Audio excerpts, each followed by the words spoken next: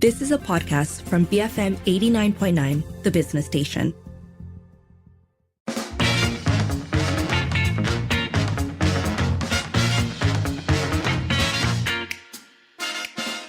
It's coming up to 8 minutes after 5, and you're listening to Top 5 at 5 with Sharad and Cam, where we bring you the 5 biggest stories of the day at 5 p.m. So next up, we have story number 2, how to improve mechanisms to prevent corruption in the Inland Revenue Board and immigration departments. Prime Minister Datuk Sri Anwar Ibrahim stated that several government agencies and departments are under close watch after news of corruption came to light. He specified the Inland Revenue Board, also known as LHDN, and the Customs and Immigration Departments. Now, last week, a smuggling syndicate operating at the KLIA cargo terminal in Sepang was busted, and it caused a loss of some 2 billion ringgit in tax revenue since 2017. Now, some of the items that were smuggled were tobacco, cigarettes and alcohol, which of course are highly taxed in the country. According to the MACC's Datuk Sri Azam Baki, 34 customs officers were apprehended after they were suspected of receiving bribes from the syndicate, amounting to 3.7 million ringgit to permit the entry of import and goods into Malaysia without inspection. Another 27 individuals and company owners were detained for facilitating the syndicate's operation. Now, there's a hero in the story, and she is the Director General, Anis Rizana Zainuddin. She found out about this misconduct and swiftly acted in removing the officers and taking disciplinary action against them. Datuk Sri Anwar Ibrahim, the Prime Minister, lauded her actions, stating that agency heads should not protect officers who have committed fraud or corruption. To understand the importance of this corruption case, we reached out to Sundargaran Stanley, anti-corruption and good governance consultant and the former deputy CEO of C4 Centre. Both these institutions, the immigration, the LHDN, and even the customs, are key institutions of the country, right? Their role is to protect our borders, and on the other hand, the LHDN is to bring in the revenue.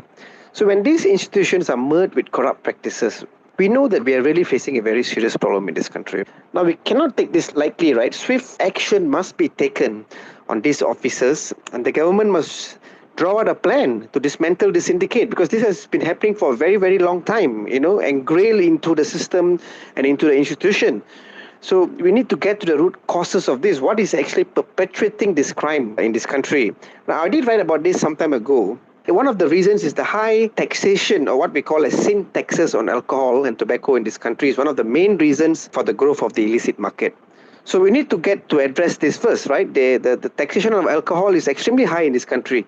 And secondly, I think we've got to also make use of technology at the fullest scale possible, be it the immigration or customs in our borders. Now, not to say that we are not doing this already, but even in that, the installation of the procurement of technology, machines and so on, there is corruption available as well. We have seen this in the case of the immigration systems and even in the custom machines, where there were allegations of corruption in those matters previously. And then at the operational level, there is also corruption. So we've got to be able to reform the institutions in the country first.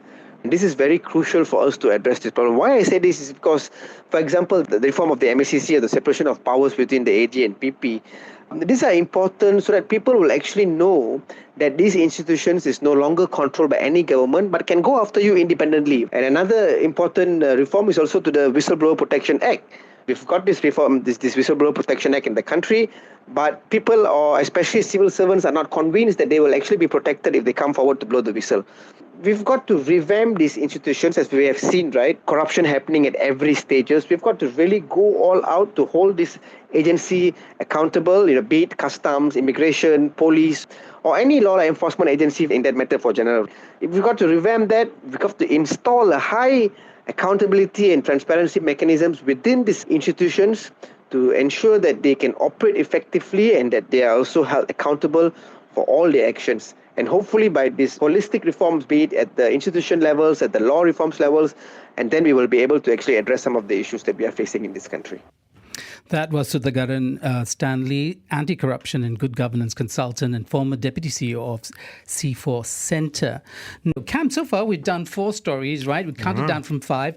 Any of these do you find personally hit you as a Malaysian? I know you've already said that, you're distressed by the KK Mart controversy. Thoughts? Well, yeah, I guess. Yes, I mean, they all personally. Yes, I emotionally, I go ouch, and it's unpleasant. But I would say with the corruption one, as a keen student of history, Sharad, may I put a bit of history on you? Oh, please. Oh, a bit of historical analysis. Anyway, I think in the history of this land, it's always been the creation of choke points. Where commerce or what have you always has to pass through one tight point, bit like a river. And then somebody then has the opportunity, and not just the opportunity, but just the temptation is just beyond temptation to exploit that choke point. And taxes on things like cigarettes and alcohol are incredibly high. And it's just public demand wants this thing if there's a way to find it cheaper and if someone can control that. So it's, to say sort of counter corruption, as our person just said just now, it's really hard because it's like inbuilt the temptation.